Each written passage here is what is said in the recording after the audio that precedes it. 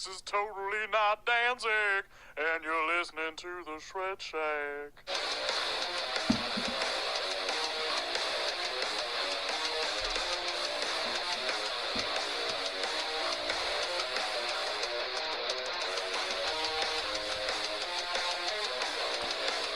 Greetings, folks. I'm Dan Mack. And this is Chris Mack. Welcoming you to episode 96 of the Shred Shack podcast, your premier source of news and uninformed yet heavily biased opinions pertaining to all things heavy metal. Airing weekly or bi-weekly. It's bi-weekly now. Whenever. Bi-weekly on iTunes, Mixcloud, Google Play for now, as well as on YouTube at youtube.com/The Shred Shack and youtube.com/AdamantTemplum.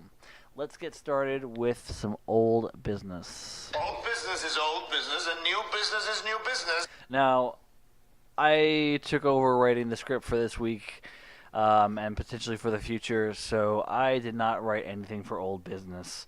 I tend to forget what we talk about the previous week, so I forget what is old business. So we may end up repeating a few things. So let's just move right on to new business. And this is new business, and we do not discuss new business until next quarter. I don't even listen to my own show, so. No, we do not. No, we do.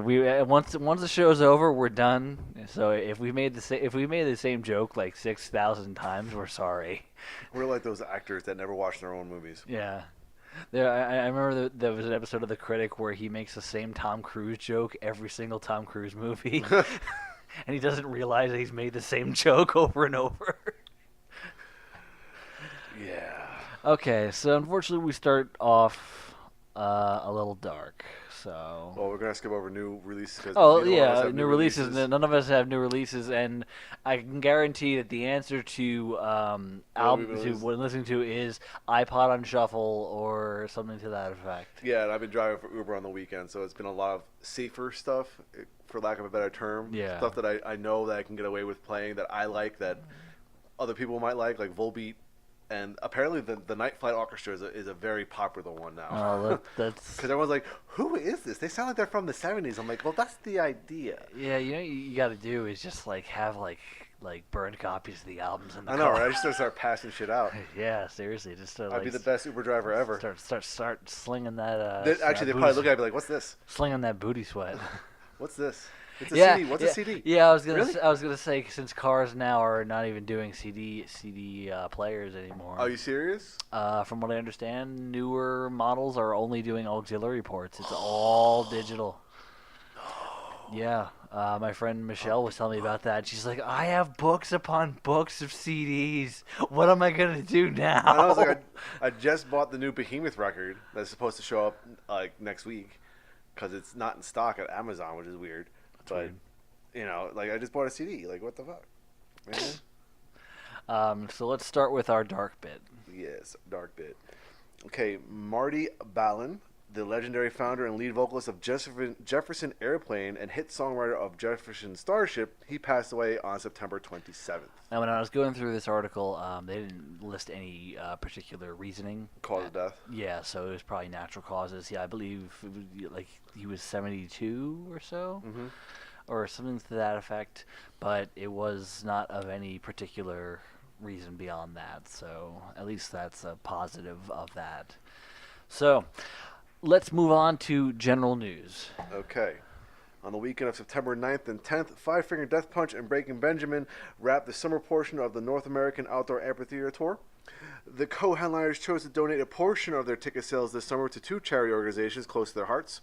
As a result, Five Finger Death Punch has donated $95,000 to COPS, which is an acronym for Concerns of Police Survivors, whose mission is rebuilding shattered lives of survivors and co-workers affected by line-of-duty deaths through partnerships with law enforcement and the community.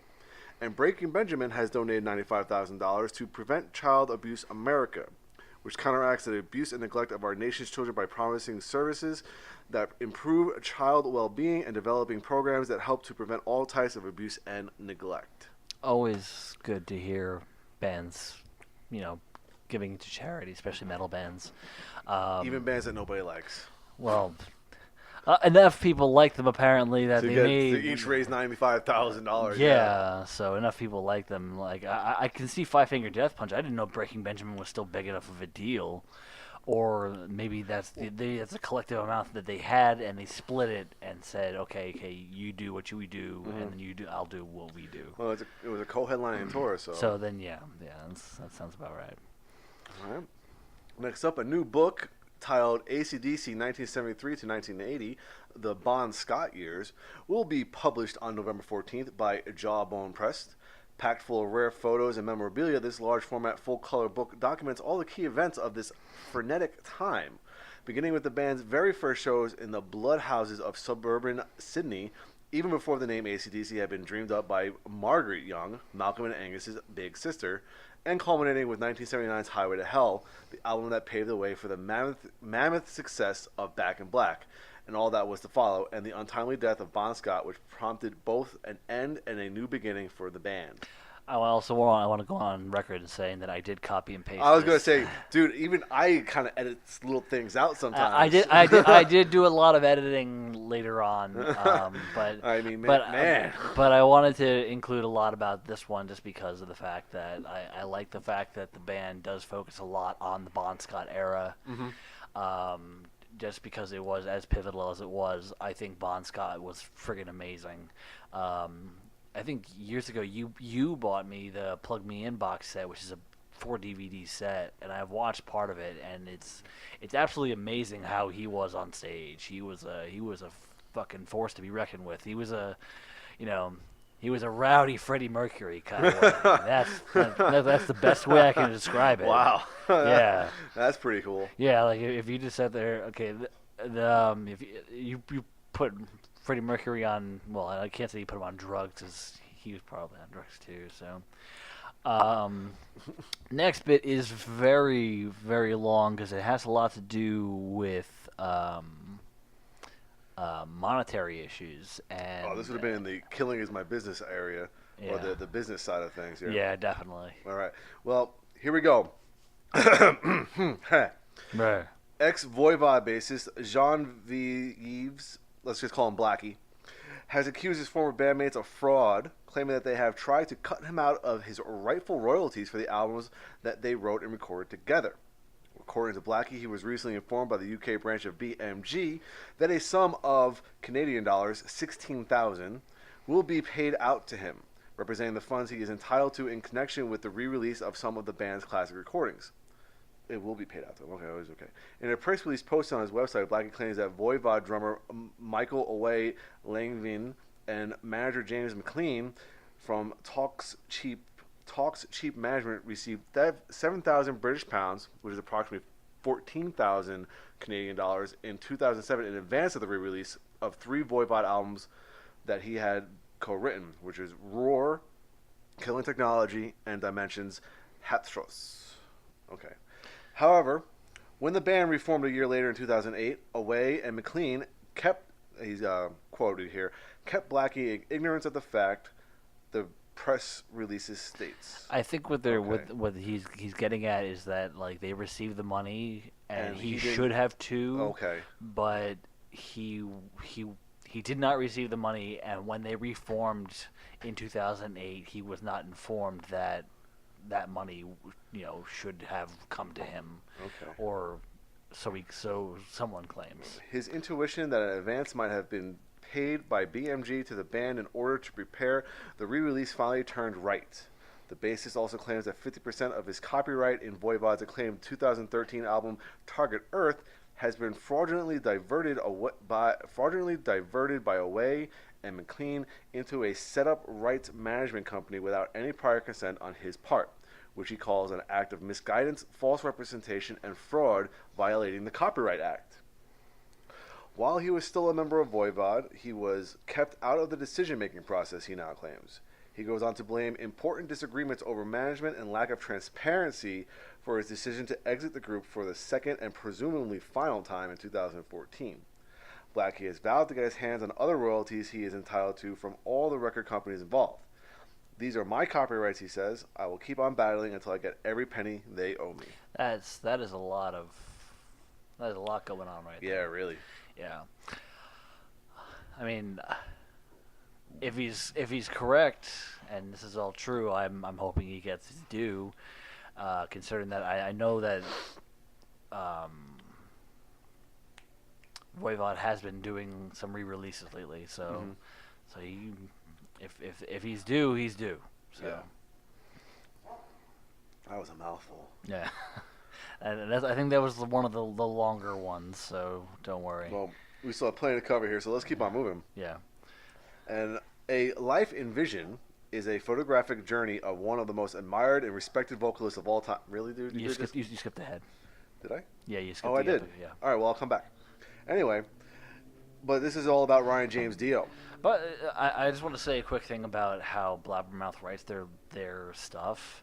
They really lick the balls of some of these people. Oh, I know. That's why I try to edit it down a lot. Yeah. And if like the first paragraph doesn't tell the story, I skip the article. Yeah, I started doing that about 60% through. Because the other way they do things is they give you the news in the first article, then the rest of the article, like 3 or 4 paragraphs, is just backstory. Yeah. So like the real meat of their article should happen in the first or second paragraph. If it doesn't, it's waste. There's one that I'm going to mention later on that like was really shining the balls.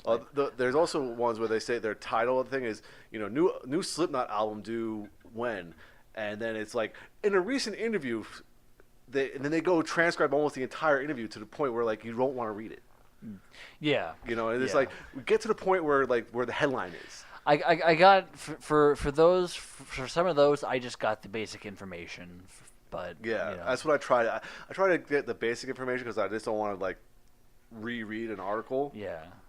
Most times, but and then we can do our reactions to it. But then like other times, it's like man, there's just too much here for me to cut and paste. Yeah. Or for me to cut without getting to the important information, so I just cut it out. And it's funny because like the headlines will basically be a summation of what's being said in the interview. So it's like, why don't you just get to that right away? Right. All right. Anyway, so we're talking about Ryan James Dio, and the book is called A Life in Vision. It's a photographic journey, and it's due on December 7th. This beautiful collection of photos was taken by New Jersey photographer Frank White. They captured Dio from his first ever U.S. show with Rainbow in 1975 through 2009, just a few months before he lost his fight with cancer in May of 2010. This collection covers Dio's career with Black Sabbath, his own band Dio, and Heaven and Hell. This unique item is limited to 500 copies worldwide. You can if you order by October 30th and have your name printed in the if you order by October 30th, you can have your name printed in the book and a dedication page. On a dedicated page. Okay, I see how it works. I would totally do that. All right, the book notes are it's 144 pages, A4 hardback, printed on 170 GSM silk paper. That sounds like some pretty sweet shit. Okay. Photos digitally restored and cleaned, custom-made black foiled buck ram presentation box, set of 4 prints on 400. This is just ridiculous. I don't even know what the hell they're talking about here. Yeah. All right. Anyway. It just sounds like a very, very intensive book. Yeah. And a lot of the old photos from the days of Dio and Black Sabbath, I feel like they don't get like I have a Black Sabbath poster with Dio fronting the band, and a lot of that shit is very cool to see. Uh-huh. Yeah, it's definitely very cool shots. I don't know how much this thing is. I never got a price out of it, No. but I mean, it's... Well, while we're on the subject of books here, Epica recently announced that they are working on their first ever book, The Essence of Epica. This unique book will tell the story of the remarkable musical journey of Epica in the band members' own words and is illustrated throughout with rare, candid, and classic photographs. Well, that's pretty cool. Yeah. I mean, I'm kind of surprised that a band as... I don't want to say as young as they are, because they have been around for A long time. 20 years now, but there have been some artists who have been around for much longer who don't have books yet. One of the articles I had passed over was saying that Halford's ready to write his autobiography. He doesn't have one? No. Even the singer before Halford has his autobiography. Yeah. that's what I'm saying. Like, what the hell? That's what I'm saying. Like you're ready for this kind of stuff. Like it's just It's just surprising that it's coming from a younger band. Oh my gosh. Okay, here we go. Canadian thrash metal pioneers. This is the kind of stuff I copy. I delete. Exciter have once again parted ways with guitarist John Ritchie. The news of Ritchie's exit was broken by bassist Alan Johnson, who wrote on his Facebook page some rather heavy news in the Exciter camp. Due to certain professional and personal differences, John Ritchie has decided to leave the band. I wish to inform the fans worldwide that Dan Beller, I think it's Bueller, drums and vocals, and I are going to forge on with our songwriting and recording. However, live shows will be postponed until such a time that we can find a suitable guitarist. Well, here's hoping they do that soon.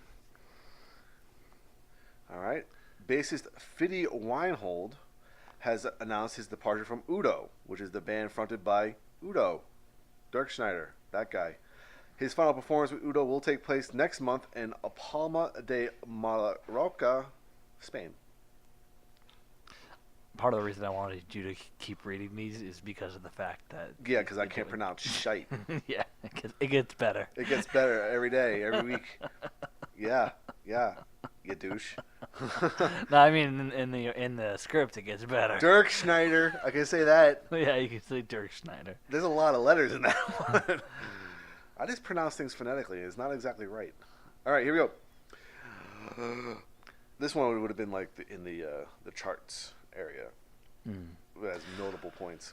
I didn't think of that, but there's a lot of information in there in general, and I found it all to be very, very interesting.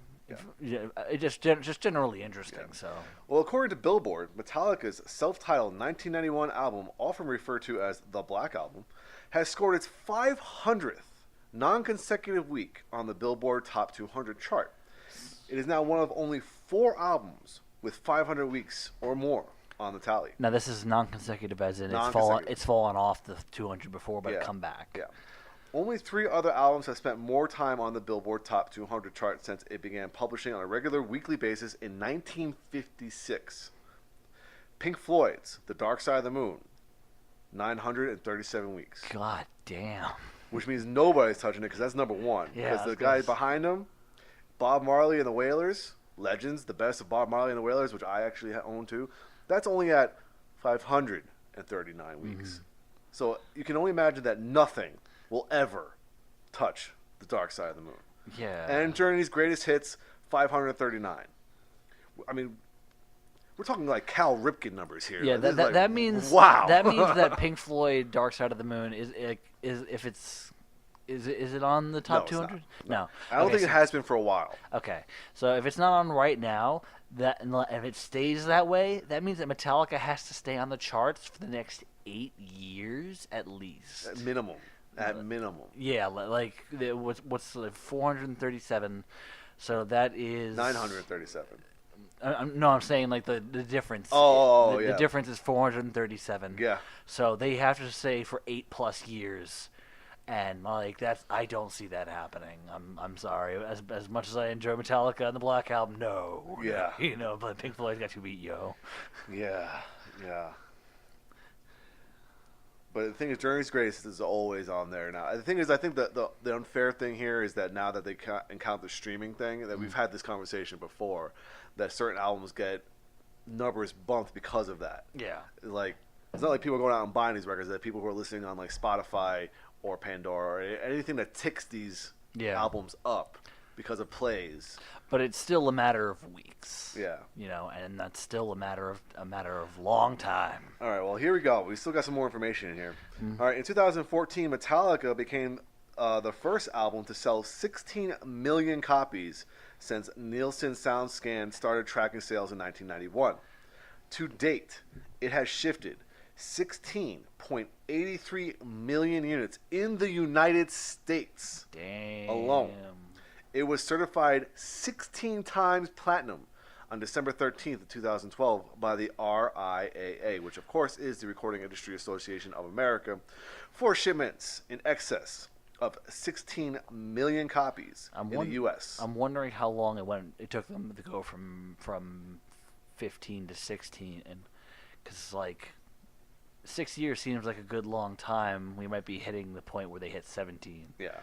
Well, we're seeing that at 16.83 million units now. Yeah, I'd say in the next 2 years. And anytime, like I said, now that they're counting streams and stuff like that, anytime you put on heavy metal radio, hard rock radio, you're going to hear a Metallica song. Yeah, definitely. Minimum once. Definitely in the next 2 years, that's going 17 times flat. The album in 2009 surpassed Shania Twain's 1997 record Come On Over as the best-selling CD of the SoundScan era. Take that, Shania Twain. There you go. All right. Next up, The Devil Wears Prada has signed a deal with Solid State Records for its next album. Details about the band's label debut will be announced soon. Cool. San Francisco Bay Area metal titans. Really? Yeah, I'm sorry I left that one in. Machine Head I was doing a lot of copy and paste. have announced that their upcoming U.S. tour will be the last one to feature the band's current lineup of Rob Flynn, Phil Demmel, Dave McClain, and Jared McIrkin. I'm not McCracken. I'm not trying that one. All right. Flynn broke the news of Machine Head's plans in a 10-minute Facebook Live video in which he revealed that Demmel left the band on Wednesday, September 26th, followed by McClain's exit a day later. Jared kind of quit, but didn't know if he was quitting for sure, Rob added. See, I think, that article did not mention the whole Machine Head's going to break up thing, as far as I can tell. But the article that we posted on our page said that they were done after this tour. Well, the thing is, that's what the conclusion was. The thing is, a few days later, I saw that, Rob Flynn got back on Facebook Live, which he really needs to kind of just chill on, and says that, no, the band's not breaking up. The band will continue. That this lineup is no more. Okay. Remember, this Machine Head is Rob Flynn's baby. Yeah. So as long as Rob Flynn wants to do it, Machine Head will exist. The same thing with Megadeth. The same thing with Iced Earth. It doesn't matter who's playing with them. Mm-hmm. The band still exists. Yeah. I got the vibe of, like, he just like, fuck it. Everyone's leaving. No, I mean, he's the mastermind of it. As long as he is playing, Machine Head is a thing. Gotcha. Like I said, just like Megadeth, you can't replace Dave Mustaine. If Mustaine is in the band, Megadeth exists. Same thing with Iced Earth. If John Schaefer is running the show, Iced Earth exists. Ministry, same thing. Yeah. All right. Korn has launched its new coffee brand, Korn Coffee. How? That's kind of unoriginal. I name. just really want them to make tortillas. Corn tortillas. No? Cream corn? Why coffee? Why ruin coffee? Everyone does coffee. Everyone picks coffee, hot sauce, and alcohol. Damn it, that's like lifeblood. Yeah. I live on all of those, Yeah. except for alcohol. Damn it. That's what upset me about quitting drinking, is that after I quit drinking, like, every band released something. Yeah. It's like, fuckers. Man, I just want to try it. At least I tried the Trooper beer before I quit. Anyway, made entirely with certified fair trade whole beans. You don't have to read all the extra bullshit. Okay, I was going to say, this is ridiculous. Yeah, it's just basically saying that this was, the band had a lot of involvement in the. Yeah, Korn personally curated the creation of Korn Coffee, a process that saw the band members tasting multiple variations before ultimately selecting the perfect roast and blend. So I can just imagine a lot of tweaked out caffeine freaks like, oh my god. Yeah. Even like Dave Ellison has his own coffee. Yeah, he brand. does. Yeah, which I have to try one. Well, we just tried Death Wish coffee at home, which is, I think, the same. It's in the same line as Valhalla Coffee, which is the Zach Wild brand, Okay. and it's really good. Oh, that's good. It's probably super expensive, but It was. We got it. There was a special on Amazon. We got a that's pound. good. We got a pound of it for like half price. Oh, that's good. It's usually like $20 a pound or something like that. Gotcha. So. Okay. All right, Pearl Jam have announced its Home Shows initiative raised $10.8 million to be distributed to nearly 100 organizations working to fight homelessness in Seattle and King County. The money was raised with the help of more than 170 partners, corporations, philanthropists, restaurants, and small businesses, along with thousands of individuals inspired by Pearl Jam's Home Shows concerts August 8th and 10th. Most home shows partners have designated the organizations that will receive their financial commitments, which total nearly 7.8 million. More than 1.3 million is being distributed by home shows to nonprofits selected by Pearl Jam, with guidance from a 19-member advisory group of service providers, issue experts, and funders. Those funds will be targeted to two areas: diversion, a strategy to reduce the length of time families and individuals experience homelessness, and youth homelessness.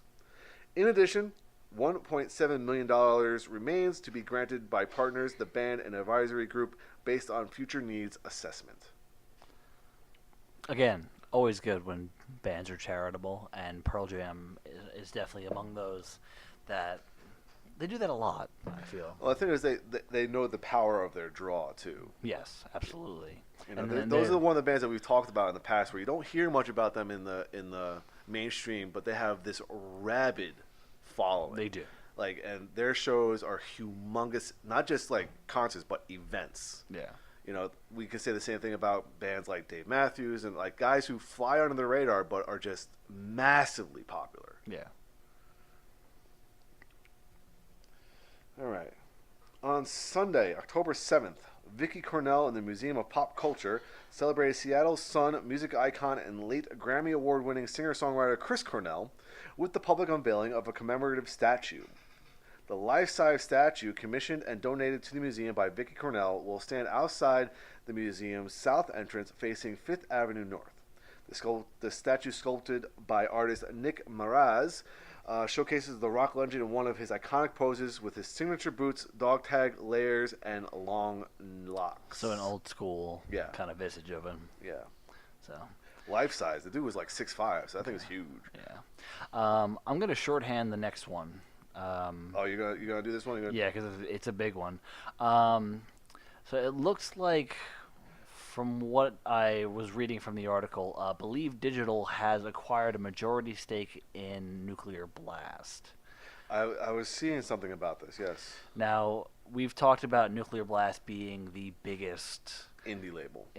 Indie label, or the big. As far as metal goes, they are top tier in my eyes. Mm-hmm. As far as, like, if you're on Nuclear Blast, you're elite.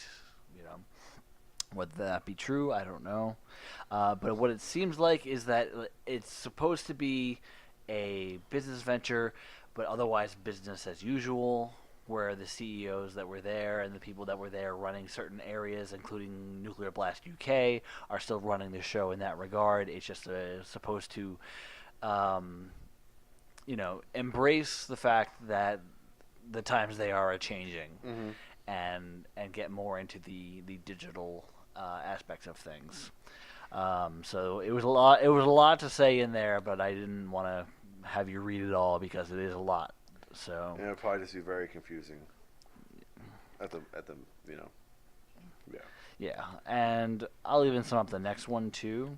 The next one is basically just saying that Corey Taylor from Slipknot has announced that the band is going to be working on their follow-up to Point 5, The Grey Chapter. Hopefully, they said hopefully in 2015. The reason I put it in all the extra was because Buddy, 2015? 2019, Okay. sorry. 2019. The reason that I put all the extra stuff in there was because even he was a little skeptical about it, because it's a matter of timing for all of them. It's like it says it depends on when we get in the studio, and right now the plan is for the studio early next year, like first couple of months, and then a couple of months to get that going, a couple of months to get production, new masks, new outfits, and new everything, and hopefully be able to come out and start touring in the summer when the album comes out. And that is the summer of 2019. Yeah. So they you know what's funny is that I copy and pasted the same exact thing I put in recording news. It's like my one contribution for the day. All right. Well, we already. I'll try to skip that now. Yeah. Well, you can skip that. All right. Are we ready? Yeah. All right. We're going into recording news for real now. Yeah. This recording news was extensive as fuck. That's where a bulk of our podcast is actually going to come from. We are not doing a discussion today because of the fact that I felt that we had so much recording news. All right, here we go. Sammy Hagar is currently working on the upcoming first album of all original material from The Circle, his critically acclaimed supergroup also featuring Michael Anthony, Jason Bonham, and Vic Johnson. That's cool because I love Sammy Hagar, and I believe he just turned 71. I was going to say, anything he does with Michael Anthony tends to be good. Yeah, but like he doesn't age. No, he's looked exactly the same. Yeah, He doesn't just can't drive 55. He can't age past 55. Yeah, seriously. like, he has looked very much the same for a long time, and he still sounds good. So. Yeah. The same could be said for like Alice Cooper and stuff too. So that's nice. Yeah, Alice Cooper will go until he dies on stage. All right, German thrash veterans Sodom will release a new EP, Partisan, on November 23rd via SPV Steamhammer. The effort will be made available as a CD digipack, 10-inch clear vinyl, download, and stream. I actually saw the track list for this. I was a little disappointed because it's literally 2 songs and a live song. Oh, that's a bummer. Yeah, so That's like a single, not an EP. Yeah, it's more of a single. That sucks. Yeah. So, Well, not. Yeah, it's disappointing. Yeah. That's disappointing. All right, Flat Earth, which is the new band featuring former Him members Mikko Lindström on guitar and Mika Gaslips Karppinen on drums, alongside ex-Amorphous bassist Nicholas. No. This is the part where I was like, yes. And Polanski singer Antony Anthony. Pickerian. All right. Okay. Pickerian. Has inked a deal with Drakkar Entertainment for Europe, excluding Finland. Aren't all these guys from Finland? Yeah. The band's debut album, None for One, is due in November. They probably have something special for Finland. But it's kind of interesting because Gas Lipstick, the drummer, is a busy man. He just... I was going to say, he was in another band that we talked about. Yeah, recently, right? We Sell the Dead, which was my number 1 for last month. Oh, shit. I believe... No, it was not last month. March. It was my number 1. Because it's really fucking good. Like, wow. Like, okay. Like very very groove heavy, like Queens of the Stone Age. No shit. Yeah, it was Okay. it was good. It was Okay. good.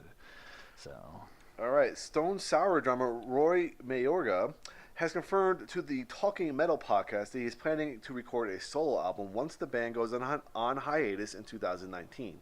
which we just mentioned is all because of the Slipknot stuff that Yeah. should be happening at that time. Yeah.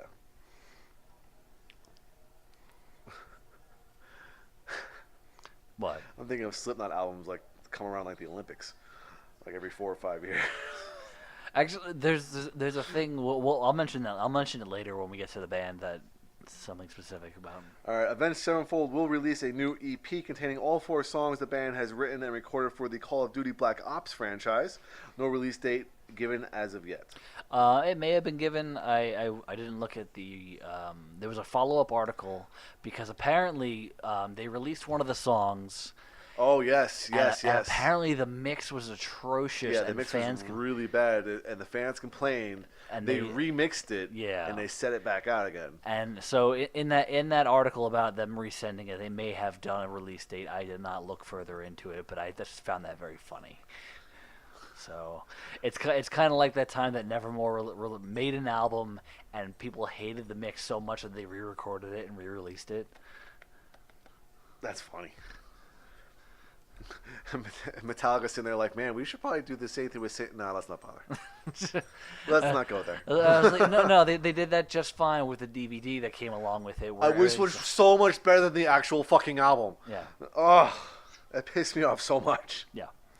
So Oh my god. Anyway, Motley Crue Fat Man, I mean, singer.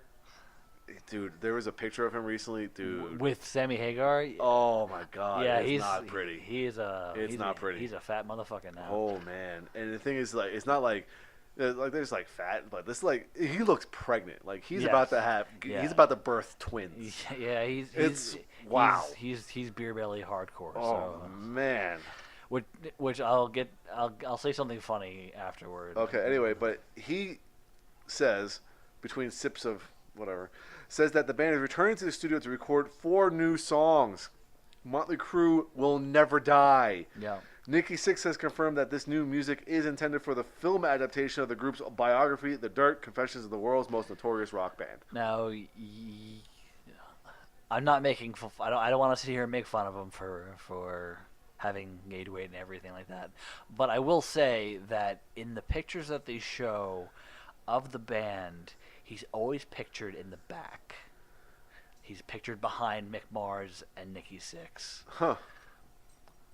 Never. It's kind of like filming Marlon Brando in the shadows. Oh. Like that's what I'm getting at. Oh boy.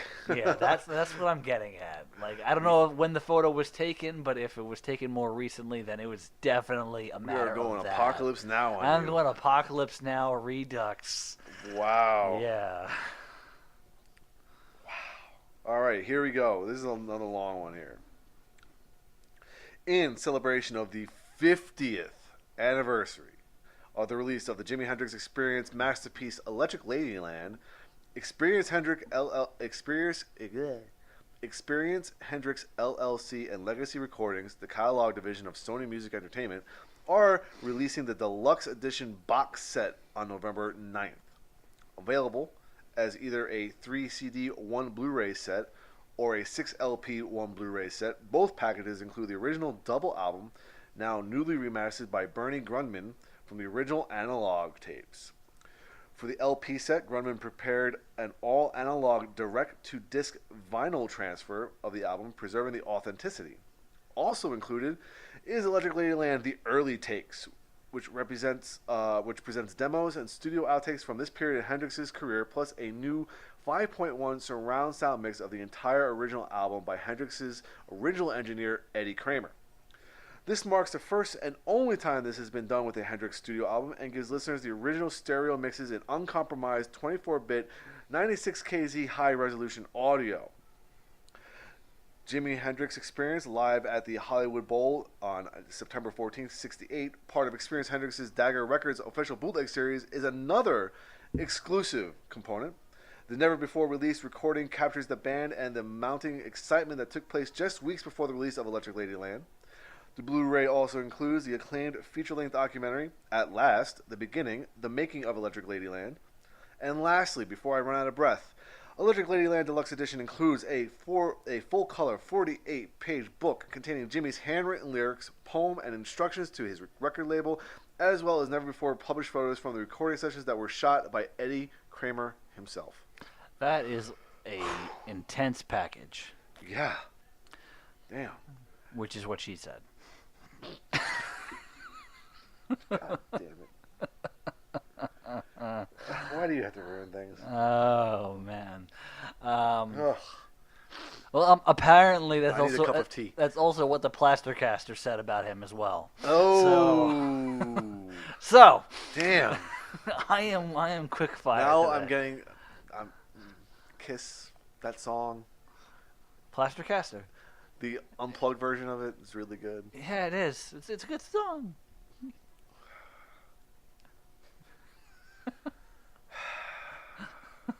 Fucking hate you. Just carry on. Rex Brown is working on material for his second solo album. The former Pantera and Down bassist wrote on Instagram, slugging it out in the studio, writing and recording solo record number 2. Stay tuned, folks. This is getting good. Rex's debut solo disc, Smoke on This, was released in 2017 in July via Entertainment One Records. The effort marked the first time in Brown's career where he served as both lead vocalist and guitarist in a band. Did you hear any of his stuff? No, I did not. It's actually pretty good. Is it really? Yeah, it's pretty good. I always saw him more of like a down bluesy country guy. And he was. And that's kind of what it is. Yeah. It's definitely in that same vein, and it's pretty good. So Did you ever listen to the Rebel Meets Rebel record? I haven't, but I The haven't one that listened to it. that pretty much Pantera did with David Allan Coe. Yeah, I have it, but I haven't listened to Oh, it. that's some grimy shit on that. It's real good. It's real fucking good. It's like heavy metal country. It's fucking great. Okay. Anyway, Epica's unique collaboration with the Metropole Orkest, a world-renowned Dutch orchestra which has performed and or recorded with the world's biggest superstars such as Sting, Bono, and Brian Eno, will be released as a limited edition vinyl and digital download on October 26th through Nuclear Blast.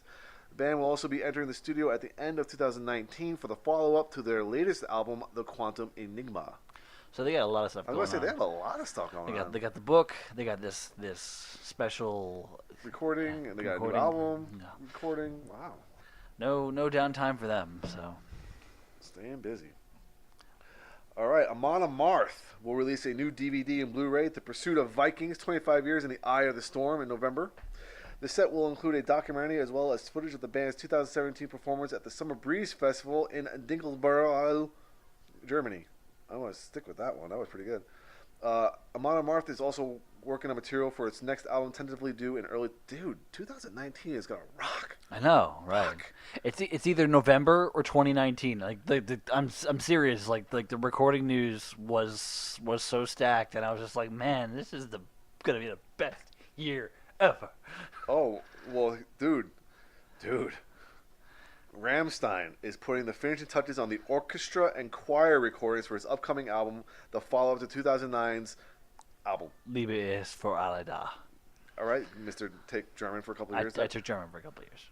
I completely arsed the pronunciation, but that one I'm really excited for, just because that last album actually was really good, and this is the band that I was saying before releases albums very, very. They they do span it a couple slow. years. And this one is 10 now, years in the making. Yeah, it's gonna be 10 years in the making. They've played shows and whatnot. They've all done. I think they all done projects. Definitely Till Lindemann, the singer, has definitely done a solo album, and he's appeared here and there. So they're all keeping generally busy. But a new Rammstein album is always appreciated. And anything that involves orchestra and a choir and that kind of band is going to be epic. Yeah, it's going to absolutely. be huge. Absolutely. So that's going to be well worth a listen. Yeah. All right, U.S. metal veterans Virgin Steel will release Seven Devils Moonshine, a special 5-CD box set for their 35th anniversary. SPV Steelhammer will release Seven Devils Moonshine on November 23rd, including 5 discs, a total of 88 songs, where 3 CDs contain totally new songs and new versions. Wow.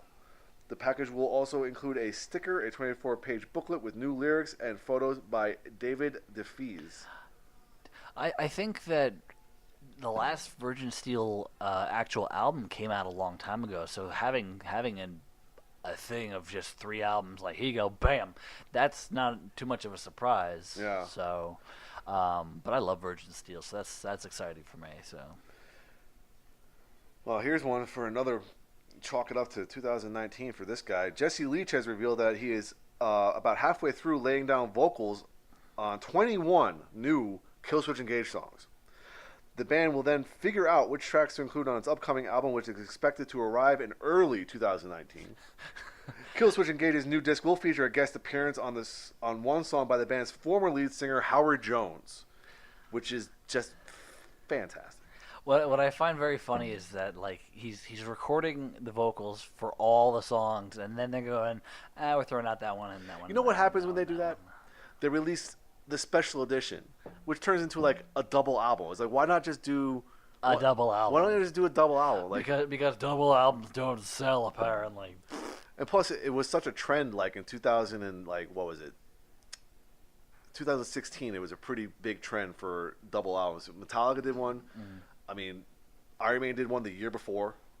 Soilwork did one like in 2014. Like there was just bands who never had done a double album released double albums, and the reasoning behind it was like, why? Well, at least I think the thing that pissed me off the most is that Metallica released a double album, a triple album if you include the bonus disc with the live stuff. Yeah. But if you combine the 2 actual parts of the album, it was actually- still shorter than the 3rd fucking disc. Why was it a double album? At least though, they kept the price of it low, because Ah. I bought the 3-disc version for like $10. Yeah. You know, I think that what would bother me more would be probably like well, let's do like a load, reload, a mesmerize, hypnotize thing. Like, let's release this, and then 6 months later, let's release it, like the rest. Like, that would piss me off more, I think. So I have a feeling they're going to do what you said, and they're going to release the album, and then 6 months later they're going to do a deluxe edition that has all the extra shit. Well, the thing that bothers me sometimes about that is when they do that and they tack on the extra tracks at the end of the album. Is like, I just want to listen to what the album was meant to be without the bonus stuff. Yeah. You know, if you want to do the bonus stuff, EP later, you know, stuff like that, that's cool, but don't tack it on to the end of what the album was supposed to be. I mean, or they may just save it for the next album. Who knows? But yeah. All right. Ginger vocalist Tatiana don't even try it. Yeah. Has confirmed to the Impact Metal channel that the band is working on music for the follow-up to 2016's King of Everything album.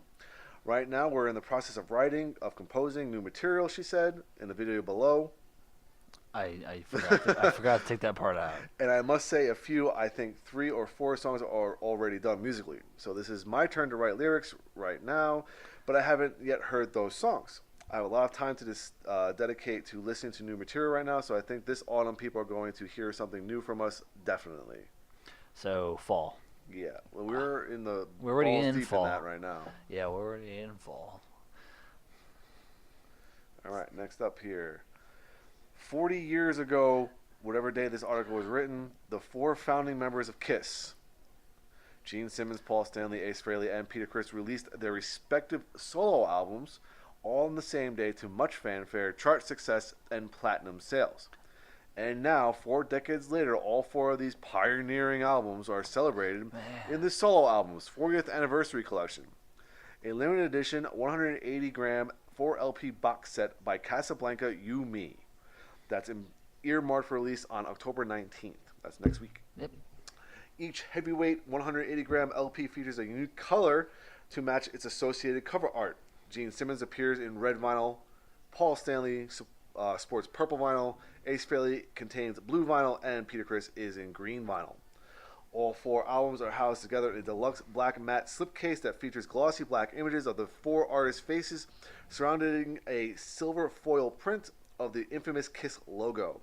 Also included in this set are 4 12 by 12 inch posters of each album cover, plus an exclusive turntable slip mat that shows all 4 of artists' Araldo, whatever, iconic painted album cover face images all connected together. This sounds like fun. I just find it kind of funny that they have to sit there and mention, like, yeah, they all went platinum, and it's like they don't want to mention that Peter Criss sold the weakest. I'm just interested is like what kind of cut does Peter Criss and Ace Frehley see of this sort of thing? I don't know. You know, I would. Well, considering the fact that it's technically their solo albums, like it's under the KISS name, but they are their solo albums. They are sole writers for these things. They should. Yeah, but that doesn't mean the thing is that doesn't mean they own the rights to these songs. I mean, we've seen this in the past where people sell the rights to their songs to other people and they have no power over it whatsoever, which is what a big fight between Michael Jackson and Paul McCartney was, because Michael Jackson bought a majority of the Beatles records. Yeah. He had the rights to the Beatles music. He could do whatever he wanted with it. Yeah. And Paul McCartney, the writer of these songs, had nothing. Just dick in hand. So, all right. So this is where I put in my bit about Corey Taylor, and we were talking about that. Yep. Next up, Icarus Witch will release Goodbye Cruel World on October 26th via Cleopatra Records. That's cool. The Offspring have resumed work on their 10th studio album. No release date has been planned as of yet. I'm excited for that. I didn't hear their last album, but the one before that was fucking fantastic. I love the fact that they're still going is fantastic. Yeah, I love the band. You know what's really funny is like one of the things I do. I do part-time work during the day at a pie shop, and in the back I just fold boxes pretty much. I make boxes. We make 300 pies or 600 pies a day. And I fold boxes to put these things in. So I put my Pandora on. And the other day I decided I wanted to go do Nostalgia. Mm-hmm. And I put in Nirvana Radio. And if you know anything about Pandora, the way it works is you put in a band name and they play music around that band. Similar artists or like similar sounding music, whatever. Yeah. So like listening to that playlist is like listening to the CD collection I had in 1996, and it's fantastic. Including like whenever Offspring comes on, I was like, oh my god, this is so great. When we had parties recently, because we have I believe we have Amazon Music on our TV. We played, you go to the music thing, you say I want to listen to this kind, or like, we were looking for like 90s crap or something like that. And like all the channels like showed like little previews of what's going to be played, and they were all the same. So it didn't matter what I picked, but like when I picked it, like I'm sitting there listening to it, and I was like, okay, Weezer, I have that album, everything. And the Deftones I could do without, they playing Shove It. And then just going through it, I was like, I have all these. Why don't I just bring out my iPod? Right? Like, oh wait, I have some embarrassing things on there. We don't want to listen to Ice Ice Baby. And then it comes on anyway. Immediately followed by Play That Funky Music by Vanilla Ice. Like, damn it, dude. Really? I have 35,000 songs on here, and you picked 2 on the same album. I hate you. Oh, because that's just you. Seriously. All right, next up, here we go. Accept will release a live set, which is called Symphonic Terror Live at Wacken 2017 on November 23rd via Nuclear Blast. Fans can expect a unique Accept show shot on August 3rd, 2017 at the legendary Wacken Open Air Festival, where the band played the biggest and most extraordinary show of its career in front of 80,000 on top of thousands more fans watching via a live stream. Symphonic Terror Live at Wacken 2017 will be available as, check this out, This is a lot of shit. Blu-ray plus 2 CD digipack, DVD plus 2 CD digipack, 2 CD digipack, 3 LP box black, including booklet and poster, 3 LP box gold, including booklet, poster, which is just a Nuclear Blast mail order exclusive, Blu-ray, DVD, 2 CD earbook, Blu-ray, DVD, 2 CD earbook plus photo card signed, which is also a Nuclear Blast mail order exclusive. I finally realized what an earbook is. Isn't it like the flip ones? Well, That's digipack, isn't it? Well, you know the big books that I get for like Arion Yeah. albums? Those are apparently earbooks. I had no idea. Why I is could it be called wrong. an earbook? I don't get it. I don't know. I mean, I could be wrong, but I'm pretty sure like when I saw it, it was one of those things where like I'm looking and it says earbook and it shows what I have, and I'm like, oh, I have an earbook. The digipack would be like the 3-fold CD pack, probably, right? Yeah. Oh yeah. Yeah. Digipacks are usually just they're usually the ones that are in cardboard and they fold out. Yeah. So basically everything's going cardboard anyway as far as Yeah. CD releases. So For the most part. so you can't even say Digipack special at this point.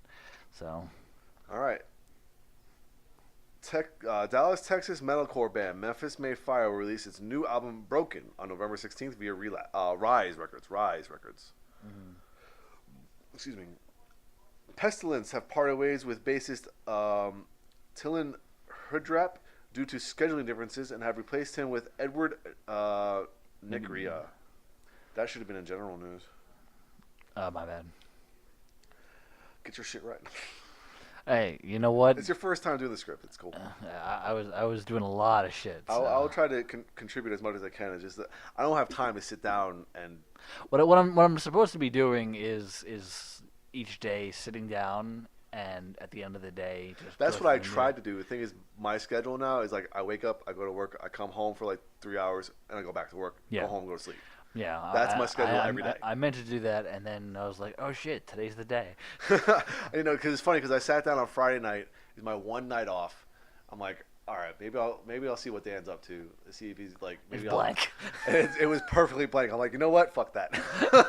I'm gonna let him do it. I'm not touching that. Yeah, and again, covering a full month worth of stuff because we were on a mini potential hiatus, but we are not. We're trying to be back. The thing that's holding us up right now is my work schedule. Yeah. I work for UPS.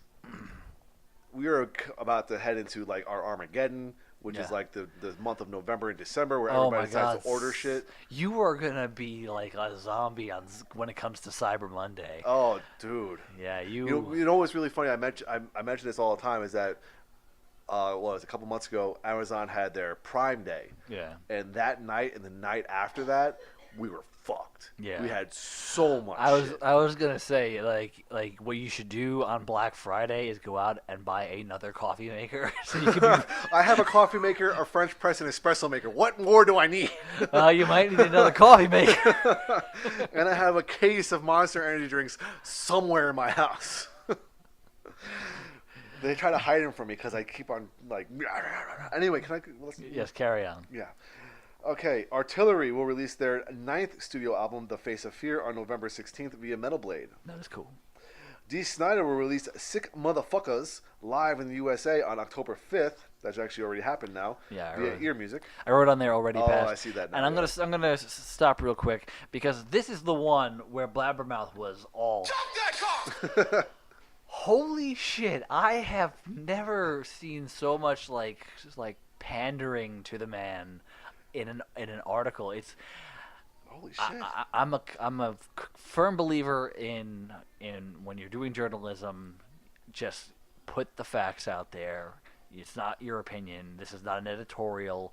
That's what Metal Sucks and Metal Injection are for. Yeah, it was like basically saying like he was like it's like this the hard rock god Dee Snider releases this album, and like the next thing like doesn't even describe the album, like the actual information about the album. It just says it doesn't let up from start to finish, and I was like, I don't give a fuck. Let me make that assertion. What the? I'll tell you if it lets up. If it lets up, you're fucked. You know, and I was just like, Never stop, never stopping. You don't outgrow Dave Grohl, Dave Grohl. Only Dave Grohl can out Dave Grohl, Dave Grohl. You can't out Dee Snider, Dee Snider. Speaking of out Dave Grohl and Dave Grohl, they do these things at their shows where they bring up somebody and they like do a cover. Sometimes like it's Dave Grohl's little girl, his daughter. She gets on the drums and does the drum beat too. They did the Enter Sandman They thing. did Enter Sandman with a 10-year-old guitarist this weekend. Yeah. And it was actually really fucking good. Yeah. But this article was like you remember that scene from The Big Lebowski where Jesus is basically shining balls? It was a lot of that. Yes, but he's shining his own ball, so this is Blabbermouth shining Dee Snider's ball. Yeah. Imagine it the other way around, where somebody is doing it for like that's how it was. It was so much dick sucking. It was bad. They were cupping the ball. Stroking the shaft, swallow the gravy. Get over here, buddy. Let's do this. Oh, Tropic And Thunder. they were sure to swallow. God damn. It was bad. That's what Blabbermouth is good for sometimes. Oh, for fuck's sake. Okay, all right. Whew. Chevelle will release an album of rarities called 12 Bloody Spies on October 26th. Cool. Whatever. Whatever. Ain't sucking no Actually, dick. You don't look like Dee Snider to me. there's been more articles about it, and like this videos released and everything, but I kept that one simple just because I don't really care as much about Chevelle. All right, I know here a we lot of go. folks do. Let's move on to Meshuggah have announced a very special vinyl reissue collection celebrating the band's legacy. The collection offers a limited one-time only pressing that includes reimagined cover art, redesigned gatefold jackets, and audio mastered for vinyl. The first 5 albums will be released via Nuclear Blast on November 30th. The first 5 reissues being released on November 30th are as follows. The Meshuggah EP from 1989. Clear with Black Splatter, limited to 500. Contradictions Collapse, 1991. Bone Gray Swirl, limited to 500 copies. Man, that gets so... None EP, 1994. Bronze with Black Splatter, limited to 500. Destroy, Erase, Improve, 1995. Gold Brown Swirl, limited to 500. And Chaosphere, 1998. Swamp Green with Mint Green Splatter. Sounds like ice cream to me. Yeah. Limited to 500 copies. That sounds like a Pete thing. I don't know if he's a fan of Meshuggah or not. It sounds like vinyl. Yeah, it does sound like fun. You missed one, by the way. Did I? Yeah. Where? Chrome Division. Oh. Yeah. Okay. Chrome Division, which is the Norwegian band featuring Dimmu Borgir frontman Sagrath on guitar, will release its fifth and final album, One Last Ride, on November 30th via Nuclear Blast. Which is kind of a shame because I've only heard one song by them and it was really fucking good. So I'm sure the rest of their material is quite interesting. So Something to follow up on. yeah. Oh. Sabaton's 2012 album Carlosus Rex. Carolus. Huh? Carolus. Carolus? Yeah. Oh, yeah. Carolus Rex. Yeah, I totally read that as Carlos. Carlos Rex. Yeah. Yeah, Carolus Rex. Yeah. Sabaton. Sabaton. Has been certified quadruple platinum in the band's home country of Sweden. To celebrate the album's success and to commemorate the Swedish king who inspired it, Sabaton will release a special 300th anniversary edition of Carolus Rex. 300th anniversary edition. Yeah. Okay. That's On not a November typo. 30th, which is the day Carolus Rex was killed in Norway, featuring the album in English and Swedish as well as a live disc of those who purchase the earbook edition. Wow. Yeah. Yeah. That seems pretty cool. I'm sure that is a thing that what's his name? Patricio? Pat is all sorts of happy about. Patricio. All right, Cardinal Ford is back and has signed a deal with Vicky Solom Productions. Let's stick with that. The group's new album, Gun to Mouth Salvation, will be released on January 25th of 2019. It was Cardinal Forge's first LP since 2007's Testify for My Victims. Yeah. Metal Church will release their 12th full-length studio album, Damned If You Do, on December 7th via Rat Pack Records. The effort will also be available in Europe via Nuclear Blast and Japan via King Records. The latest release is a follow-up to 2016's 11, which saw the return of legendary frontman Mike Howe.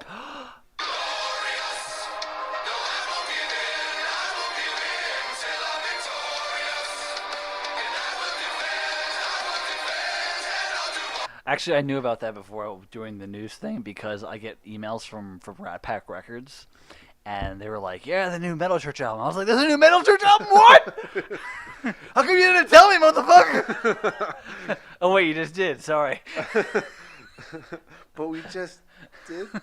But we totally just did. So I'm super stoked for that. I actually listened to the single earlier today as I was doing the news thing, and I am my body is ready. Okay. All right. Here we go. There's another long one here. So we just. You can shorten this one if you want. Okay. Well, on November 16th,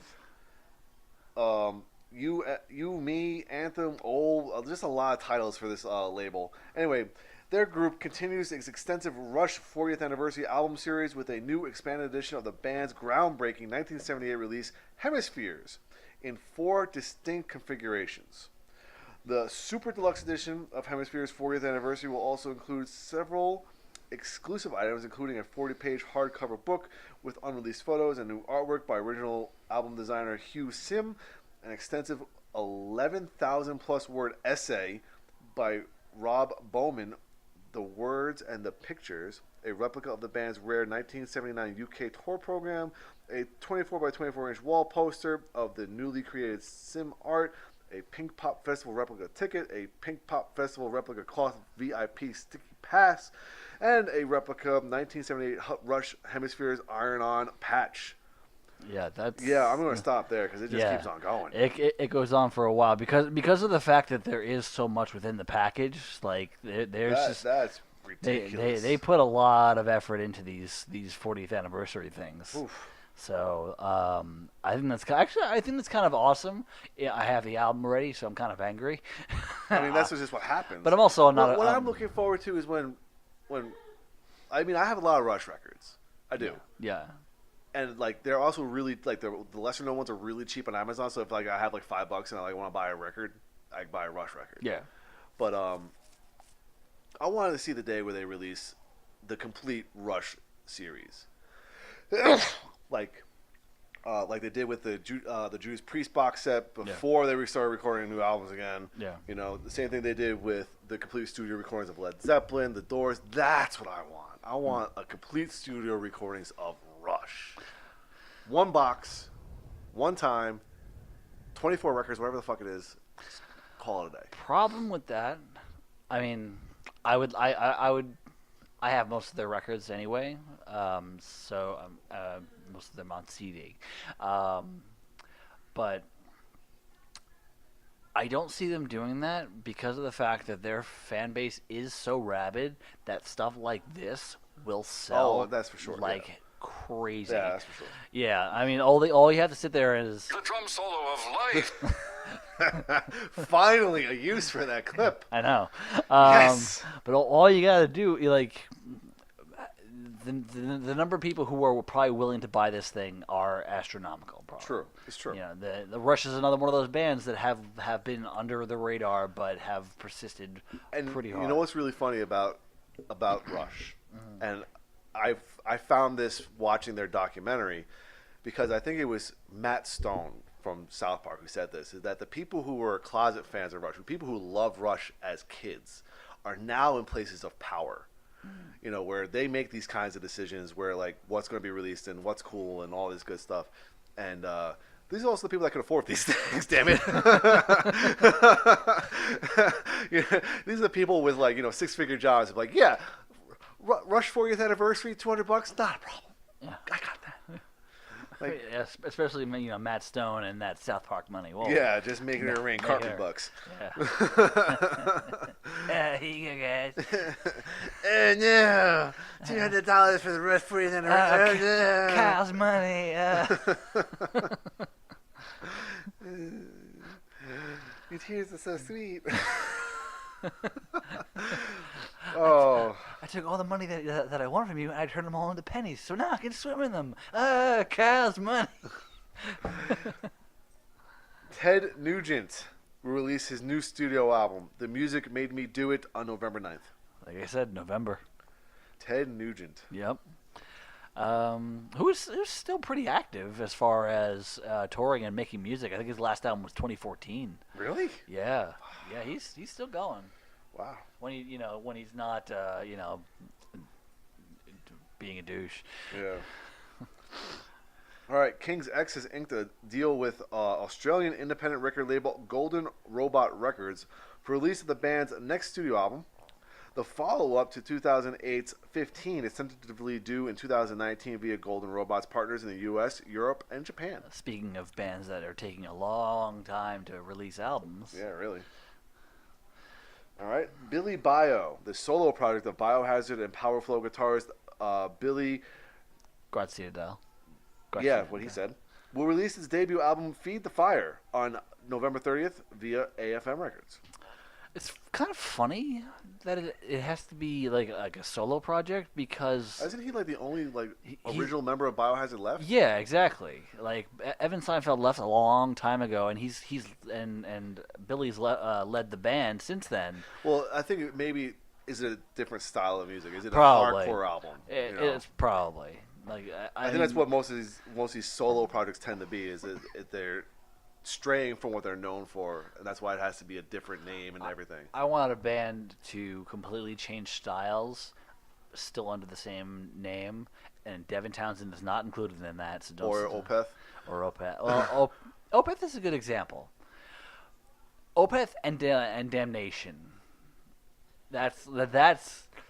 That's a good example right there. Just completely just pump the brakes. Well, no. Here's the thing about Opeth and Damnation. The fact of the matter is that if you listen to the discography before that and you did not see that album coming, it's your own fucking fault. It really is. It really is. But I want a band to release an album that is completely just out of the blue, like, for example, Steven Tyler's country album. Ugh. If they release that under Aerosmith's title, that's the kind of thing I'm talking about. Like I want to just see completely go off the rails and just completely 180 everybody. Yeah. I would love to see that because I would because I can imagine just the look on people's faces like, Like the look I had the first time I heard Backcountry. yeah, yeah. You were not having it that day. That was a bad day. That was a bad day. There were bats everywhere. Like, what the fuck? All right. Last in Line has completed work on his sophomore album for an early 2019 release via Frontiers Music. That is always cool. Yep. Overkill have completed work on the follow-up to 2017's The Grinding Wheel album. No title has been given as of yet. Yeah, they. That will just be another thrash-in-your-face masterpiece. Yes, of course, because they just can't. They will never die. They're gonna be doing this. Bobby Blitz will be doing that until he's And in. and we've talked about this. Every album sounds better. Yeah. The further along the production quality goes with that particular brand of music, the thicker the sound. I mean, God damn, thrash albums sound amazing. And you know what? It's funny because I can't hear the phrase "damn right" without thinking of him anymore because on the last album, I think it was song "Red, White, and Blue." There's a breakdown sort of, and it's just him going "damn right, damn right," and it's stuck in my head like that cadence and this just that attitude of "damn right." And his voice. And in his obviously in his voice because I'm not going to try to mimic that. I'm not going to gargle acid. I'm going to live to tomorrow. Altitudes and Attitude, which is the project featuring Anthrax bassist Frankie Bello and Megadeth bassist Dave Ellefson, will release its debut album Get It Out on January 18th, 2019 via Megaforce. Now, they released an EP years ago. I was going to say, because this is definitely not their first release. No, they released an EP a few years ago, and now this is a full-length album between the two of them. All right. So, here we go. Last bit of recording news here, finally. We've reached the end here. Adrenaline Mob guitarist Mike Orlando will release an instrumental DVD, Mike Orlando's Sonic Stomp, on December 3rd. The Sonic Stomp was recorded live at the Thiago Bianchi's Fuaço, it's Brazil. It's recorded in fucking Brazil, okay? And was filmed by Junior Corelli and Rudge Campos of Foggy Films. It contains footage of Orlando playing 12 killer tracks from his Sonic Stomp releases. The DVD includes full band performances as well as solo renditions. if you haven't heard any of the Sonic Stomp releases, yeah, they will blow you away. They are virtuoso playing to the extreme, and yeah, Mike Orlando is a fucking amazing guitar player. As much as his solos may be good in Adrenaline Mob, the band does not give him enough freedom. You know, I always felt that Adrenaline Mob was like that particular group of guys, like just kind of stepping back and having fun instead of trying to exactly. Be, like when Mike Portnoy was in it, the drum beats were very just hard rock and roll. They weren't Dream Theater or any of his other side project like level of technicality. Same thing with Mike Orlando's playing. Like you said, solos are great, but the riffs were just like, they were hard rock riffs. They were doing it for fun. Yeah. So even Russell Allen singing, it was more of a hard rock singer than him being in Symphony X. But if you want to see the absolute raw talent of Mike Orlando, the Sonic, I'm sure this DVD will show it off like in spades. So, all right, here we go. We are finally done with recording news, and we are heading into concert news. Yeah, we didn't do a crowdfunding tracker for this week, so we're gonna go straight into touring news. We have no festival news, which was strange, although you could consider it like one of the one-offs of festival. Well, there's other things that like there's new announcements like almost every day about new cruises. Now Megadeth has a cruise that's going to happen. There's all those that come up. There were two things that Megadeth was doing that I was going to include that I was just like, I don't feel like reading this. Well, there's the Mega Cruise, I think it's called, and then there's Kegadeth. Yes. Which is a beer festival with a Megadeth show, pretty much. Yes, pretty much. All right, but anyway, let's go into touring. Which news. is interesting because I thought Dave was supposed to be sober again. That doesn't necessarily mean anything because Metallica just released a whiskey, that and is James true. Hetfield is sober. I just found it interesting that they would have a They know their audience. That is true. Just because they don't drink doesn't mean their audience doesn't. That is true. They know their audience. All right, Crocus will embark on a, quote, farewell tour next year. The Swiss hard rock veterans announced their plan to pull the plug on their 4 decades, so 40 years. Decade, like, Holy- damn. Yeah, it sounds more like a Jewish proverb than anything else there. 4-decade-plus career in a Facebook post writing, Crocus shows have always been special and should stay that way. That's why we decided to stop when it's still really good. That's how the fans should remember us. I'm just imagining like the era of the Black Plague, and there's Crocus in the background just rocking out. Tell you the truth, Crocus sounds like something from the Black Plague to begin with. It sounds like the Black Plague. I like Crocus, so So do I. They're good. I'm further imagining it. Like, remember that Starbucks commercial that had Survivor in it, and was singing about the guy who Yes, the guy who had the soundtrack That's to what his I'm life. imagining. This like the drummer is on like a wheeled cart, and just going on in the background. Oh. Roy. Now I'm remembering that commercial. That was brilliant. Oh, I love that commercial. It was fucking amazing. All right. Silver Tomb, the new band featuring former Typo Negative and Agnostic Front. Former members of Typo Negative and Agnostic Front will support Life of Agony on the Rise of the Underground tour. The trek will kick off on September 12th in Hampton, New Hampshire. Wow, that's just wow. At Wally's, and end on September 29th in New York City at the Bowery Ballroom. So this has already passed. Done. That is old. Yeah. There and done. Yeah. All right. The surviving members of We Came as Romans have announced that they will honor their fallen singer Kyle Pavone by going ahead with their previously announced U.S. tour as the support act for Bullet for My Valentine.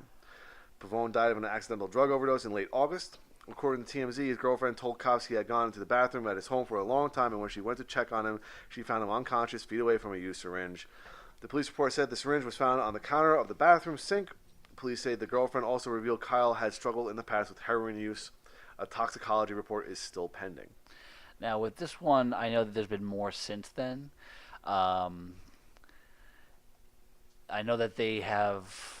There was an article about the first show back since they lost their singer, and pretty much how they made it into a memorial for him. Mm-hmm. I'm not sure if the tour is still going on or not, but I'm wondering.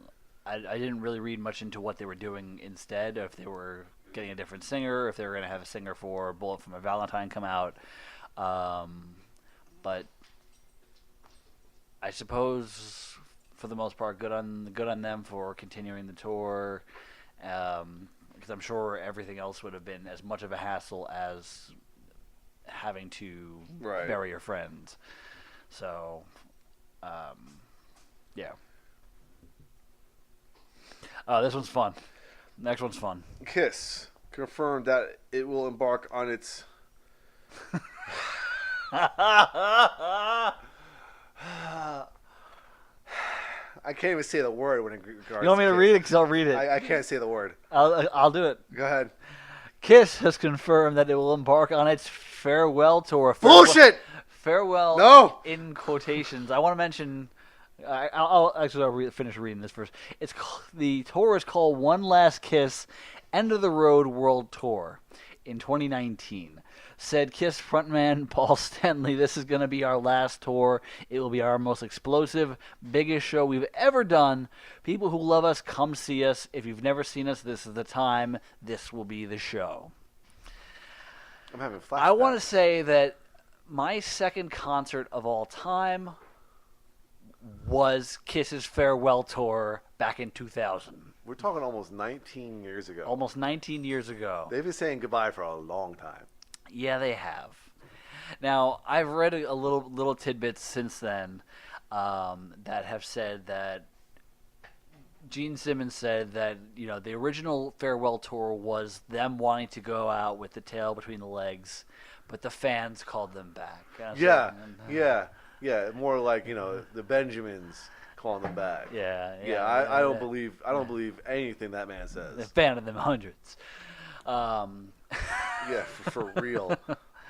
But My bank account called me back. But also, there was a headline that said that from Paul Stanley that said, if you want to hear how I sound, if you want to hear me sound like I did on the Alive album, go listen to the Alive album. It's basically questioning whether or not he can still do do what the he vocal. does. Yeah. Which I don't know. I haven't seen any Kiss live footage in years. Yeah. So who knows what he sounds like now. But I do feel that as far as a touring band, this is still see Kiss being that first rock band that lives on forever, like the Trans-Siberian Orchestra. There will be no original members of the band, but the band will continue. It's no longer a band, it's a franchise. It's a brand. Like, they're like the Harlem fucking Globetrotters as far as I'm concerned. All they got to do is keep fresh faces in that paint, and people will go see it. It's almost like seeing the goddamn hologram of fucking Dio. Are we taking bets? Are we gonna take bets? No, I don't bet on things unless they're a sure thing. But the fact of the matter, I've always envisioned Kiss being that band. I've always envisioned it. Well, your dreams are shattered. I apologize. They are embarking on their farewell tour. No, the thing is, after this though, after Gene Simmons and Paul Stanley say farewell to the road, what's to say that Kiss the brand doesn't hit the road again as a traveling show, as a Cirque du Soleil, as a Trans-Siberian Orchestra? Kiss coming to town this season for your summer fucking pleasure. You know, we're gonna blow up a small part of the world to celebrate our country's independence. You know, I mean, come on, you don't see this happening? Celebrating freedom by blowing up the world. You don't see this happening. I can see it as a possibility, but I definitely don't see it as. It leans more towards the less likely to me. I see them as just being like a brand now. They're not a band; they're a brand. We'll have to see how that goes. And I can see them being the first band to do that. Okay. You know, and I can just see other bands continuing on doing that. You know, and following in that footstep. But do you really want Kiss to be the band? No, I don't want them to be, but I can see it being the band. But I mean, do you? Okay. I can just see them, the name Kiss carrying on forever with different members every couple years. Okay. I'll let you live with that one. I want to live with that one. Carry on. Metallica will embark on a European tour in May with Ghost. That's so fucking awesome. As special guests on all 4 European legs of the tour. Metallica's 2019 Worldwide Stadium Tour begins on May 1st in Lisbon, Portugal, and will play 25 stadiums from May through August. That's awesome. And they're not playing here. So! And you fail. Well, Metallica actually just played Austin City Limits last weekend. I was going to say they're not doing the Metallica Ghost Tour for the U.S. No. Which Yeah. I would go see. Well, he's not Sexy Magician anymore. He's creepy Al Pacino now. Yes, he is. Yes, he is. So I mean, I would go see now them just the vision of a creepy Al Pacino singing "Dance Macabre" is just so vivid in my head. Hoo-wah! But it's not being sung at you; it's being yelled at you. Ooh-ah. Hoo-wah! I can't stop saying ooh-ah. The opening scene of that Critic episode. You're gonna miss my tangoing, my blind driving, my hoo-ah. You said that already. I say it a lot. Hoo-ah. Okay. On October 5th, which already happened, Metalville Records will reissue a physical, digitally remastered CD edition of American progressive metal band Crimson Glory's self-titled album, licensed from the Roadrunner Records archive. That is cool because Crimson Glory is awesome. In all of their glory of Crimson. Now, this one is supposed to be touring. I put it in the wrong spot. Did we suddenly? Yeah, Yep. I Yeah, that's a mix-up. That's cool. I do it all the time. Yeah, I started splitting up. Yep. All right, but anyway, Skindred has been forced to cancel its previously announced U.S. tour in support of its new album, Big Tings. They said in a statement, due to unforeseen circumstances beyond our control, we have unfortunately had to cancel our run of upcoming U.S. tour dates, which were due to start in Florida later this week. We sincerely apologize to you who have bought tickets for any inconvenience caused and hope to reschedule some of these shows back in for 2019.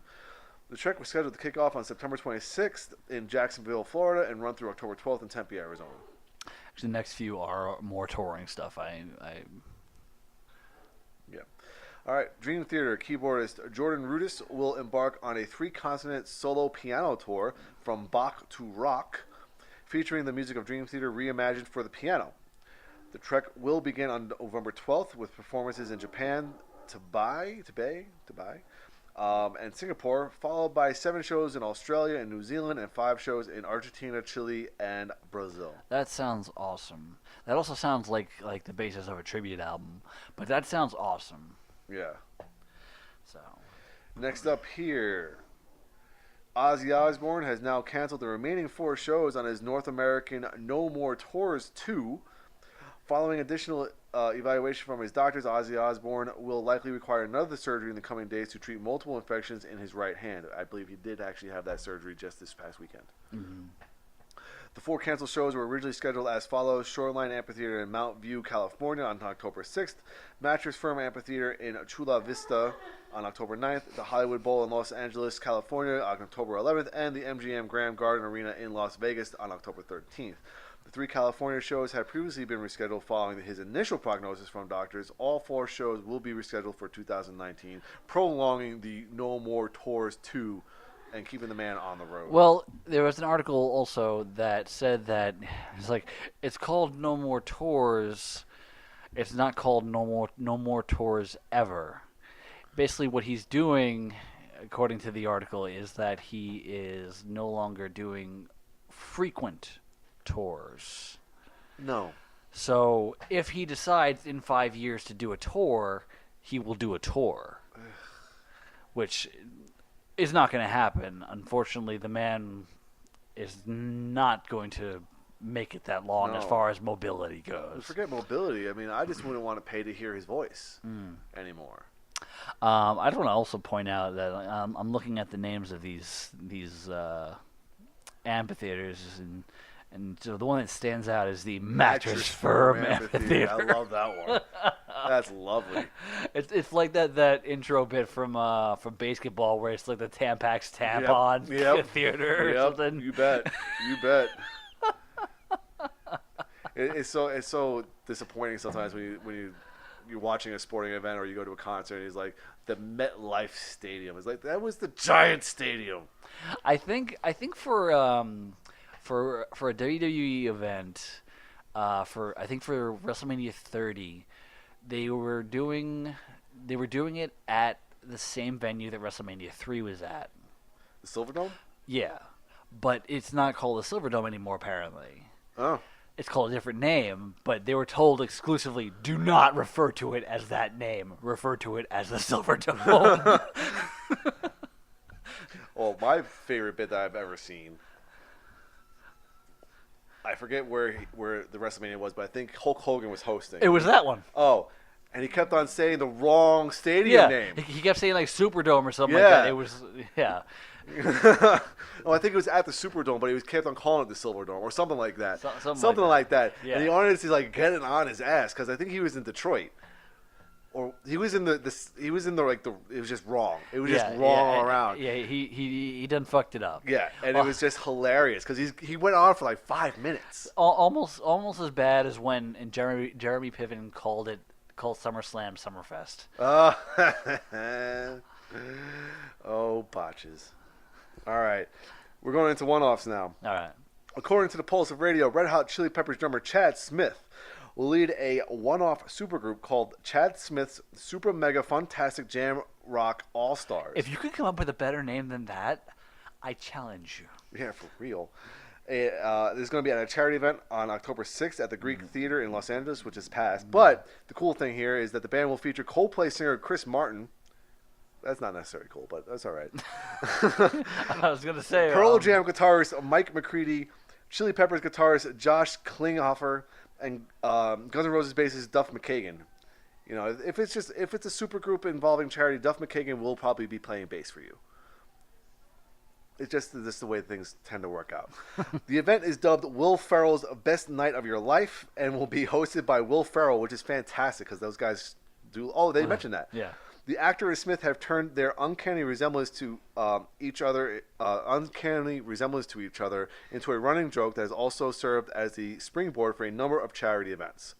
Along with Smith's all-star band, comedians confirmed to take part in the festivities include Jerry Seinfeld, Jimmy Kimmel, Conan O'Brien, Samantha Bee, Michelle Wolf, and Kumali Nanjiani. Nanjiani, okay. I thought that was a very funny setup.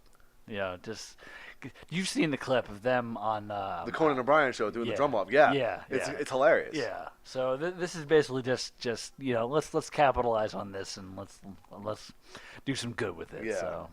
All right. Last but not least here for One Off's Disturbed has partnered with the USO to give special performances for the airmen at Creech and Nellis Air Force bases at Indian Springs and Las Vegas, respectively, on October 23rd and 24th. In addition to the performances, the band will take part in USO morale engagements to visit airmen where they work and learn more about the important missions at each base. And that's always cool. Always cool. Five Finger Death Punch is known for that too. Yes. They're yes. big proponents of the USO. Yes. So let's move on to heavy metal in the charts, and you actually noted a slim few of points about the top 200 because the top 200 has become a shit show. Yeah, it's a shit show. It's a shit show, but there's a couple things here. Beartooth, they have a new release out called Disease, and it debuts at number 40. Which means it's probably going to be like number one. Number one on the Hard Rock. On Hard Rock. Here's one that's for you, Dan. Queen's Greatest Hits is up to number 54. From out of nowhere. From the top. Now, the thing about this is that this probably has been springboarded by the multiple trailers for the Bohemian Rhapsody movie. Which looks absolutely fantastic. And actually, part of another article I passed over was saying that that movie is looking to be potentially the second best opening weekend for a biopic. Behind like what? Walk the Line? Well, the picture they show was of Mick Jagger. So. Well, then the other cool thing about it is that we got the Freddie Mercury biopic, and then there's also another biopic called Rocket Man coming for out. Elton John, which also looks good. And the thing I like more about the Elton John one is that, what's his name? Taron Egerton. Taron Egerton is actually doing the singing. Yeah. While the guy who's playing Freddie Mercury is not singing. He's not singing? I thought he was. As far as I can tell, all the music that they play on the trailer and everything that they have him lip syncing to in the trailer is still Freddie Mercury. And the soundtrack is Queen songs, not Queen songs done by him. From what I understand. But I was fairly certain that there was. Well, the thing is, when you listen to the trailer, the music in the trailer for Rocket Man, you can tell it's him singing it because it's not the same tone as Elton John, but it's just as good. Yeah. But you can tell it's his voice, not Elton's voice. Gotcha. You know, it's completely different. Either way, I'm seeing both. Yeah, so. I'm just super stoked that for Rocket Man they got Taron to do it, especially because he was the gorilla in Sing. Yeah. And he sang a really good rendition of "I'm Still Standing." Yeah. So that casting decision was a no-brainer. So plus he kind of looks like him.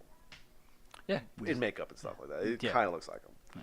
All right, next up though we got the Black Album continuing their 500th non-consecutive week on the Billboard chart. 501. Click. Number 140 up from 143. Black Album's got to be up there in numbers as well at 155 from 164. Yeah, I wonder what that's at. Yeah, that's a curious question.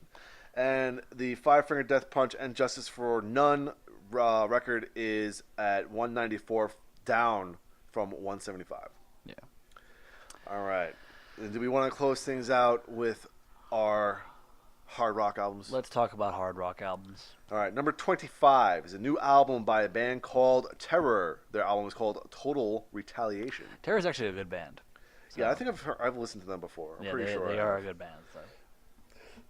Next up is number 24, 3 Days Grace 1X. Nah. Number 23 is the new record from Revocation. The Outer Ones. I didn't know they had a new one out. Neither did I, so that means I gotta go to Amazon real soon. All right, number 22 is Queen's Greatest Hits number 1, 2, and 3, the Platinum Collection. Whoa, that's a long... Wait. Oh, Wait. Number 21 is Disturbed Immortalized, making a comeback. Which I listened to recently. I listened to some random Disturbed recently, and they are better than I remember. They always had really good hooks and groove and stuff like that. Yeah, Like just the debut album has not aged well at all. no, most of the stuff from that era hasn't aged well at all. Yeah. You know, because they were very much a product of the time. Yeah. You know. Yeah, it just definitely has not aged very well. I think the only thing that really kind of aged well from that time might be the Slipknot record. Yeah. Because it was a product of the time, but it was still something outside of the box. Yes. It's funny because there was a bit about someone asking David Draymond why he took out the chin. Because he didn't want to look like a 45-year-old Hot Topic kid. Yeah, and I was like, dude, you already did. sorry, bro. Like, dude, you haven't really aged in the last 15 years. You looked exactly the same. Also, I'm sure your kids are probably grabbing at it all the time. I know, right? All right, number 20, Led Zeppelin 4. Number 19 is Aerosmith's Greatest Hits. 18 is Def Leppard's Greatest Hits. 17 is All the Right Reasons by Nickelback. Number 16 is Meteora by Linkin Park. Number 15 is the new album from Hail the Sun called Mental Knife. I have no idea what that is. No, I'm lost. Number 14 is the Foo Fighters' Greatest Hits. 13 is Three Doors Down, Greatest Hits. Number 12, Slash featuring Miles Kennedy and the Conspirators, Living the Dream. Where'd that come from? That's a new release from a couple weeks ago. Number 11 is Greta Van Fleet from The Fires. This is also, remember, this is an EP. This is not even their full-length debut album yet. Yeah. Number 10 is Linkin Park, Hyper Theory. Number 9, Bon Jovi, Greatest Hits. Number 8, And Justice for None, Five Finger Death Punch. Number 7, Mothership, Led Zeppelin. Number 6, AC/DC, Back in Black. Number 5, Five Finger Death Punch, A Decade of Destruction. Number 4, Greatest Hits, Guns N' Roses. Number 3, Black Album, Spinal Tap. What gave you the idea to make an all-black album, Metallica Representatives. Representatives? Still one of my favorite scenes from that DVD. Number 2 is Queen's Greatest Hits, The Other. And number 1 is Disease by Beartooth, debuting at number 1 on the hard rock charts. Which means that it'll drop off and Queen will go back to number 1. Pretty much. That's what happens every time a new album comes out. Which is just beautiful. Oh, it's beautiful. Queen at the top of the world again. Wait until that movie comes out. Oh man. Like every Greatest Hits collection of theirs will be on the charts. Oh yeah, and it's almost like if somebody died. And the soundtrack. So. Yep. So. The hard rock charts are as we expected. Pretty much. But I think what we can take away from today's episode is the fact that there is a lot of shit coming out, and it's gonna be awesome. 2019 is gonna kick you in the fucking dick. Oh man, it's just. And I'd rather get kicked in the dick 1,000 more times. It's gonna kick you in the dick so bad. Oh, there's one thing that we forgot to mention here. What's that? Soilwork has a new album coming out in January 2019, so that's going to kick off the new year for this dude right here. Yeah, that's gonna. And I've listened to the new song because they posted a single. Oh, dude. See, the only part I'm worried about is if it ends up being disappointing, and then you're like, oh my god, this year can go die. No, I don't think that's going to happen. No, because Soilwork never disappoints me. No, they don't. Even the most mediocre stuff is good. Yeah, I was gonna say the the Living Infinite is as close as I get to. Yeah, and that's because it was just too much. Yeah. Like if it was just a single record, The Living Infinite would have been amazing. Yeah. But because it was a little fluffed, it wasn't the best. But that's an argument for another time, and I think we're gonna close it here. And I think Warrior needs food badly. Yeah, actually, I brought a lunch bag. I got food. he has to go to work. I gotta go to work. Yeah, he's gotta consume. I don't.